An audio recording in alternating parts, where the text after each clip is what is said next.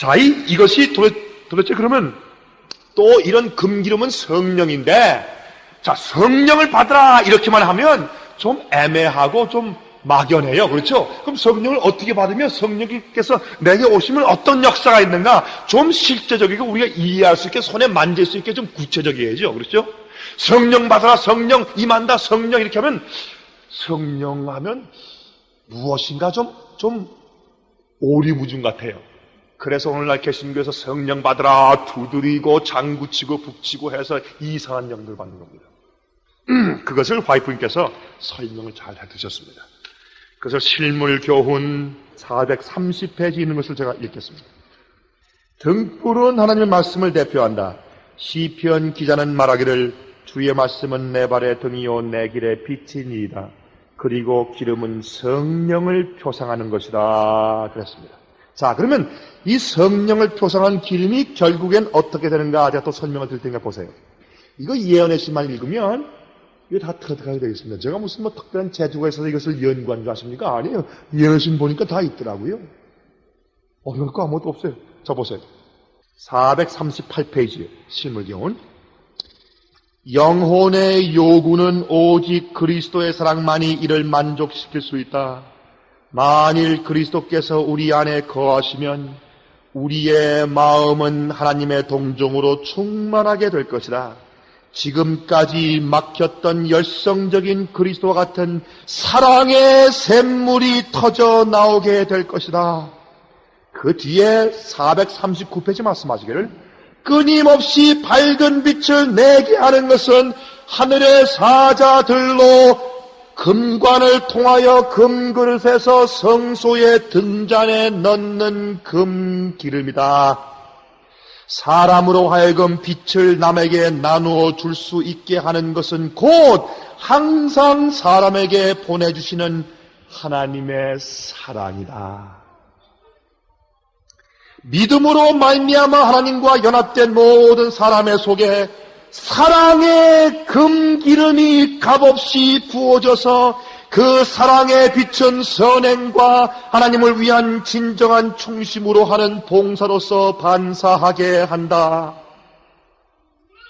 설명이 됐습니까? 안 됐습니까?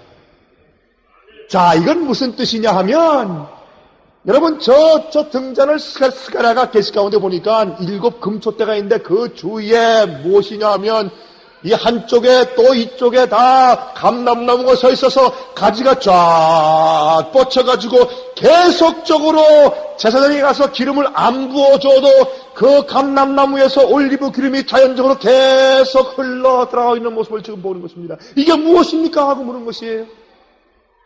여기에 화이프님께 설명하시기를 거기에 흘러 들어가는 그 금기름은 하나님의 사랑을 설명한다 그랬어요. 물론 그게 성령입니다. 제가 그것이 어떻게 연관이 되는가 이제 설명을 드리겠어요. 성령이지만 그게 곧 또 하나님의 사랑이에요. 그게 좀 들어가는 것입니다.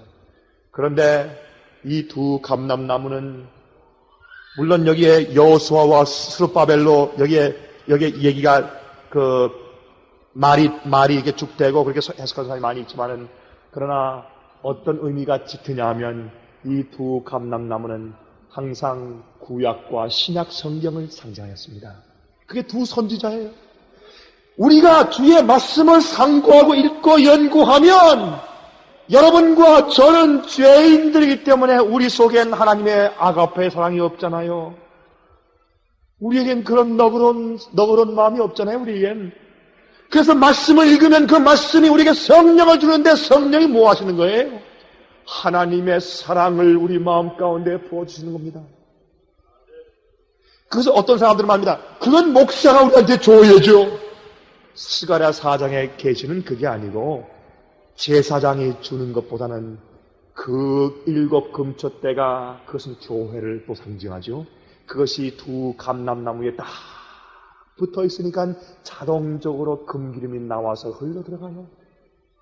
여러분이 매일 아침 저녁으로 시간 날 때마다 가장 깨끗한 시간을 주 앞에 바치면서 말씀을 열공할 때 그 성경을 기록한 성령께서 우리 마음 가운데 금기름을 부어 넣어주신다 그 말입니다. 그렇게 해서 우리로 하여금 성화의 생활을 유지할 수 있는 능력을 주는 것이에요. 빛이 나게 하는 것입니다. 자, 로마서 5장 5절 보십시다. 다 펴보세요. 로마서 5장 5절. 로마서 5장 5절 보겠습니다. 소망이 부끄럽게 아니하면 우리에게 주신 성령으로 말미암아 하나님의 사랑이 우리 마음에 어떻게 해요? 부은 바 되느니, 이게 다 설명되어 있지 않습니까? 이렇게. 그렇죠? 우리가 성령을 받는데, 금기름은 성령인데, 우리에게 오시는 성령은 무엇을 가지고 오시냐면 하나님의 사랑을 가지고 오면서 우리 마음에 부어주는 것입니다. 그게 금기름이에요. 이해하시겠습니까? 자, 그러면 좀 생각해 보십시다. 자, 그러면 우리가 죄를 완전히 회개하고 굴복하고 번전하기 위해서 태운 다음에, 그 다음엔 그 사람에게 죄가 지금 없잖아요. 죄를 포기한 다음에 말씀으로 물두멍에서 자기 양심을 다 씻어버리고 완전히 중생하고 거듭난 다음에 이제 성소에 들어가니까 그때부터 무엇을 느끼느냐 하면 성령의 금기름을 통해서 하나님의 사랑을 느끼기 시작하는 겁니다. 그러면 하나님의 사랑이 우리 마음 가운데 부어지니 남들을 사랑하게 되어 있는 것이에요. 그러면 계명은 무엇이냐면 우리 온 마음과 뜻과 정성과 목숨을 다해서 너희 하나님을 사랑하고, 두 번째는 내 이웃을 내 몸처럼 사랑하라 하는 그 주님의 명령이 새 마음을 얻은 거듭난 내 속에서 부어주시는 금기름 성령을 통해서, 하나님의 사랑을 통해서 내 속에서 그것이 이루어지는 것입니다. 그것이 바로 성화의 생활이요, 그것이 성소 안의 경험이에요. 이것이 무엇이 어렵습니까? 이것을 신학자들은 이것을 어렵게 만들어서 학문적으로 써가지고 평신도가 읽으면 그것이 무슨 뜻인지를 알지 못해요.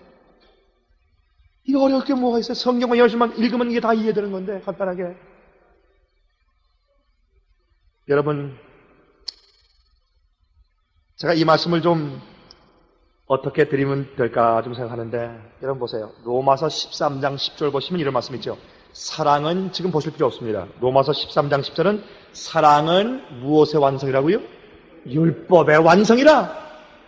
율법을 지키려면 우리가 사랑의 사람이 되면 돼요. 근데 그건 우리가 죽어도 안 되거든요. 죽어도 안 돼요. 저도 말입니다. 저도 제가 제 사랑하는 아이들을 제가 같이 지내면서 제가 주 앞에 마음을 바치고 기도 잘 안 하고 게을리하면 그 사랑하는 제 아이들에게 막 이 맛을 지키면서 이게 뭐야? 하고 성급한 소리가 튀어나오게 돼 있어요. 여러분, 예언하신 말하기를 가정에서 우리가 소리 지르는 것은 계명을 범하는 것이다 그랬어요. 여러분, 싸우고 성급하고, 여러분, 성급한 성격, 과격한 성격, 급한 말씨, 신경질, 이거 다 계명 범하는 겁니다. 이거 다 죄예요. 이걸 우리가 어떻게 안 할 수가 있어요? 금기름을 받아야 돼. 금기름을 우리 마음 가운데. 그래야 빛이 나오게 되어 있습니다, 여러분. 매일 아침마다 양식을 먹어야 돼요. 성령을 받아야 돼요. 우리는. 제가 한 번은 몇 년 전에 제가 제 아내에게 한번 소리를 한번 빡 지르고 하니까 제 아내가 겁이 나가지고 또 속상해가지고 그만 침대 옆에서 그냥 홀짝홀짝 울고 있는데, 제가 가만히 생각하니, 야, 이건 목사랑 하는 친구가 좀 기분 나쁘다고 아내한테 소리 한번 질렀으니, 이거 참, 내가 참, 무한하게 짝이 없거든요. 그래서 참, 제 마음속에, 내가 이런 신경질 내가 어떻게 없을까. 참, 전 이상하게 목회할 때 말입니다. 목회할 때 그 스트레스가 쌓이면 집에 들어와서 그걸 폭발하는 사람이 가장 저한테 만만한 사람이 제 아내 아닙니까? 그렇죠? 남한텐요, 어떻게 그렇게 할 수 있나요? 체면이 있지, 목사가. 그래가지고 다 싫어도 좋은 척하고 다 이렇게 해서 다 이렇게 해야지. 그게 제 체면이지 않습니까? 그럼 부인한테는 조금 잘못해도 부인이 그때 와서 절 떠나겠습니까? 어떻게 했습니까? 이왕 결혼을 했는데. 그래도 제 부인은 제가 없으면 못 사는데 또. 그래서 제일 만만하니까 제가 가끔 신경을 들었습니다. 근데 그게 버릇이 잘 없어지지 않아요. 그래서 제 마음 가운데 여러 가지 죄악의 문제를 없애기 위해서 애썼지만 그 문제도 제게 참 갈등을 주었습니다. 그런데 하나님의 사랑을 이해하고 개심하고 나니까 그 다음에 말씀을 통해서 금기름이 제 마음 가운데 계속 부어지고 공급되니까 그게 자연이 됩니다. 자연스럽게. 예. 그래서 우리 가정은 참 행복하게 살고 있어요, 지금. 우리 두 딸아이와 제가 외아들이라 아들은 없을 망정 전혀 부러운 것 없고 두 딸들이고 제 아내와 함께 내 식구가 얼마나 행복하게 올망졸망 잘 살고 있는지 몰라요. 여러분, 그거 왜 그러냐면 우리 식구들이 매일 아침 사랑의 금기름을 성령을 통해서 받기 때문에 그래요. 여러분들 가정에 문제가 있습니까? 가정에 부부싸움 하시나요? 그 죄입니다. 여러분 아이들 신경 난다고 막 패고 때리고 막 소리 지르고 합니까? 여러분들 아이들을 하늘갈 성품으로 만드는 건 아닙니다, 여러분. 온유한 심정으로 대하셔야 돼요. 아이들을. 귀하게 인격적으로 대하셔야 돼요, 아이들을. 여러분 것이 아니에요. 선물이에요. 여러분 귀하게 대하십시오. 함부로 하지 마세요. 여러분 제가 이 말씀을 좀 드려야 할 텐데 여러분 잘 새겨서 받으십시오. 제가 한국에 와서 보니까 미국에 이민 가서 살고 있는 한국 사람들과 한국에 계속 있어서 살아온 이 한국 사람들과 차이가 있는 것을 제가 발견했습니다. 이 한국에 있는 우리 한국 사람들은 미국에 이민 가서 있는 한국 사람들보다 성격이나 남을 대하는 것이나 말하는 데 있어서 훨씬 더 과격합니다. 전 여러분에게 오늘 제가 채찍하는 것이 아니라 솔직하게 제가 고백합니다. 이 한국에 계신 우리 재림교인들 제가 많이 보면 제가 미국에서 알던 사람들보다 훨씬 더 과격하신 것 같아요. 말하는 것도 서심없이 막 해버려요. 막 그냥 내뱉어버려요. 어떤 사람들한테서 대화하거나 하는 것도 마음대로 그냥 해버려요. 여러분 예수님은 원수한테도 그렇게 안 하셨어요. 원수한테도. 예수님은 자기를 못 박는 사람한테도 그렇게 안 하셨어요. 예수님은 배반자 진리를 파는 유다한테도 그렇게 안 하셨어요. 그런데 어떻게 우리가 사람들에게 그렇게 과격한 말씀으로 대하고 싸울 수가 있습니까? 여러분 그거 다 죄입니다. 사랑하시는 교우들이셔 제가 제 마음에 눈물을 머금고 호소합니다. 성소의 경험과 지성소의 경험 속에 들어간 우리 성도들이시여, 여러분 입술과 정신과 말씨 가운데서 과격함이나 거칠음이나 남을 함부로 대하는 모든 것들을 다 예수 그리스도의 보혈의 피로 씻으시기 바랍니다. 그거 안 하시면 여러분은 성화가 안 되는 사람들이에요. 여러분 말씨는 부드럽고 온유하고 겸손해야 합니다. 여러분 항상 남들에게 당해야 돼요. 남들에게 손해보고 살아야 합니다. 예수님의 생애가 언제 남에게 안갚음했습니까? 언제 예수께서 속상하다고 대꾸하시고 이렇게 싸우셨나요? 언제 예수님께서 속상하다고 내뱉어버렸습니까? 예수님께서. 예수님은 그렇게 안 하셨어요. 저는 그 예수 그리스도의 성품을 담기를 저는 참으로 소원합니다. 이 자리에 계신 여러분들은 어떠하십니까? 여러분 지금까지 여러분께서 실수하거나 아니면 잘못하거나 아니면 부주의해서 서로 사이에 함부로 대하거나 아니면 과격한 말을 하는 것이 습관적으로 되어온 사람들은 이제 이날 이후로 주 앞에 무릎 꿇고 회개한 다음부터 이제 남들에게 온유하고 친절하고 겸손하고 사랑스러운 사람이 될 수 있도록 회개하시길 바랍니다. 그 다음에 떡상을 좀 보겠습니다. 이제 시간이 다 가버렸으니 어떻게 하죠? 테이블 얼마나 남았습니까? 한 10분 남았습니까? 제가 10분만 잠깐 동안 하고 제가 천상 지성소 문제는 내일 아침에 끝나기로 했는데 보니까 성소 문제를 내일 아침에 마저 끝내고 지성소 문제는 내일 오후에 끝나도록 천상해야 될 것 같습니다. 또 지성소 문제 하나 또 못 끝나면 또 안식일날 끝내죠. 맞아. 시간이 많이 있으니까. 그렇죠? 그렇게 하도록 하겠습니다. 자, 이 떡상이 또 이제 문제죠? 떡상이. 요한복음 6장을 좀 보십시다. 요한복음 6장.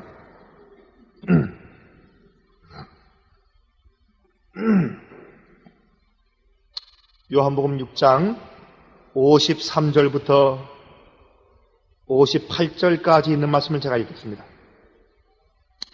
예수께서 이르시되 내가 진실로 진실로 너희에게 이르노니 인자의 살을 먹지 아니하고 인자의 피를 마시지 아니하면 너희 속에 생명이 없느니라.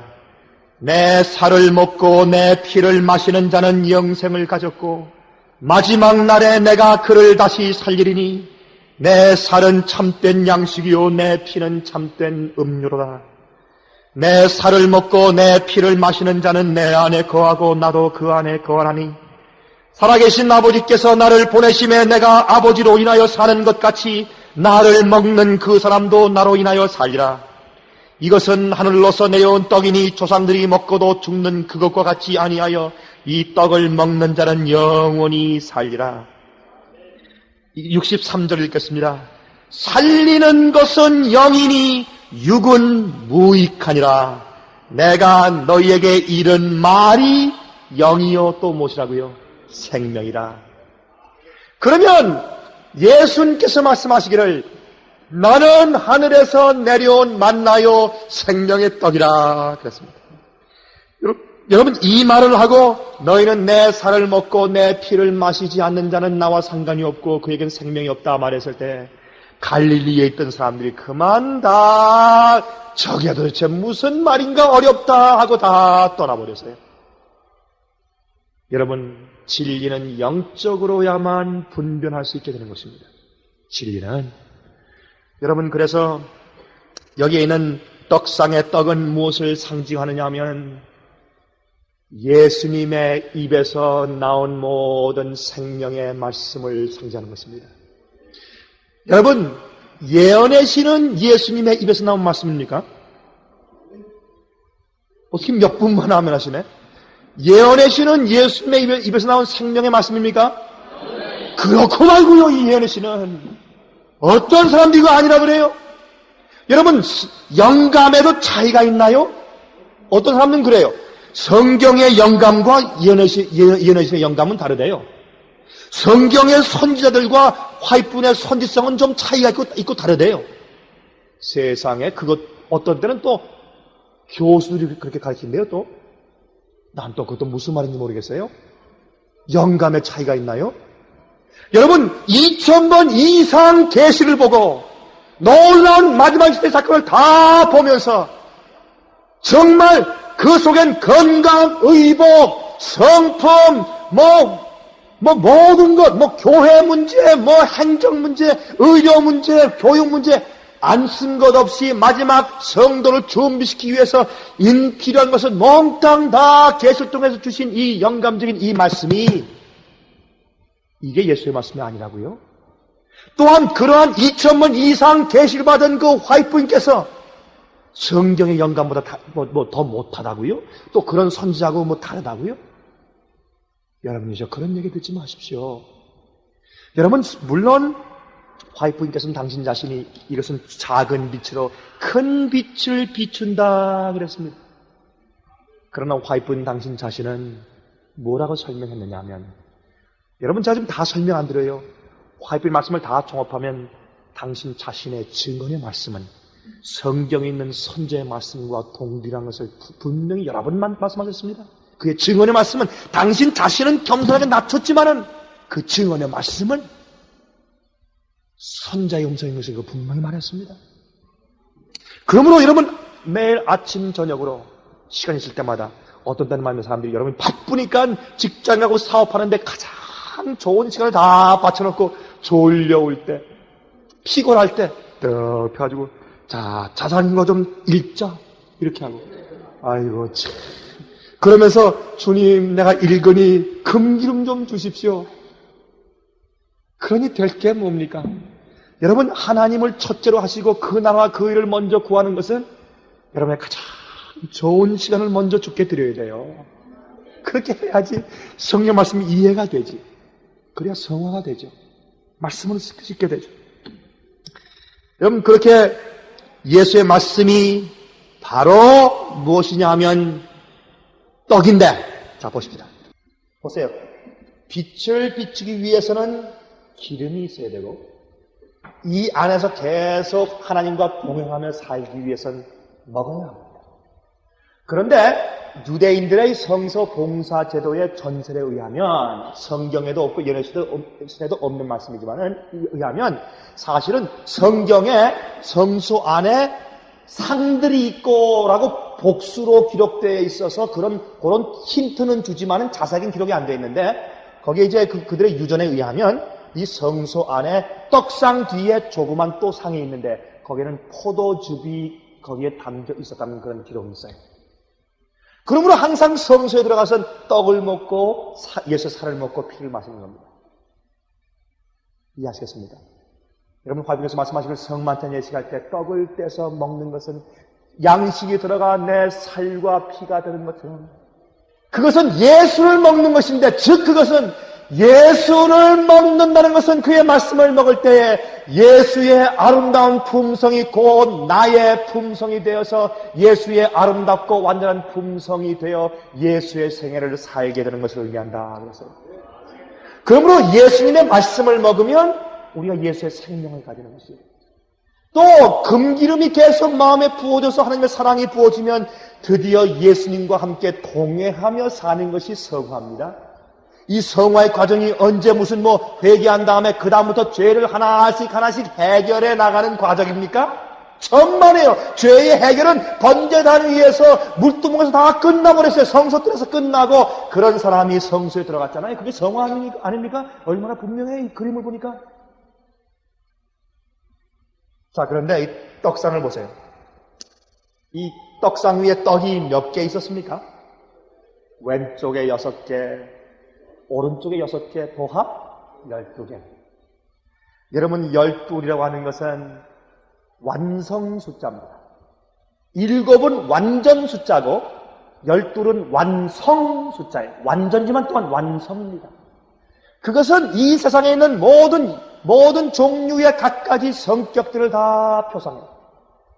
어떤 사람 말하기를 이 세상에 각가지 다른 그 개성들, 성격들이 종류가 12가지래요.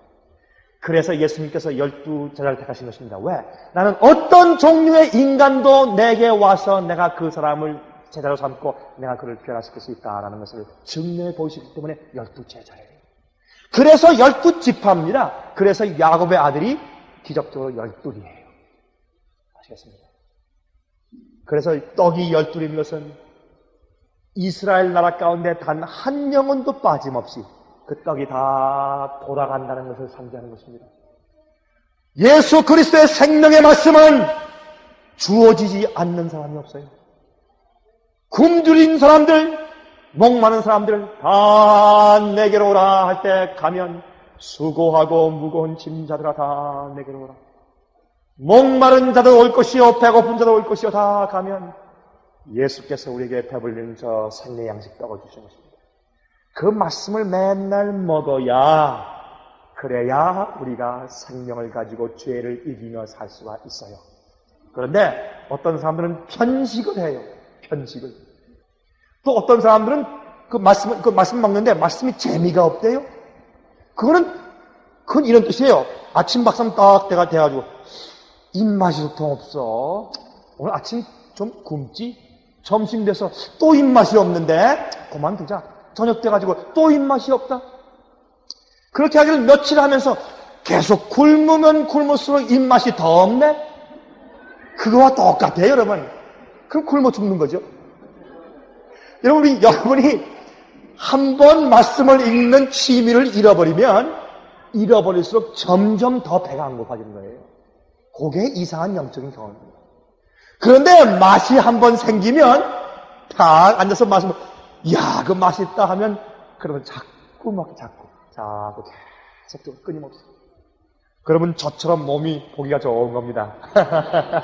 여러분, 우리 여기 오신 우리 옛날처럼 아는 한 집사님 저를 보니 아이고 어쩜 이렇게 살이 쪘습니까? 못 알아보겠습니다. 그래. 옛날에 제가 아주 빼빼한 갈비였거든요. 근데 어쨌든 여러분요, 떡상에서 맨날 잡수셔야 돼요.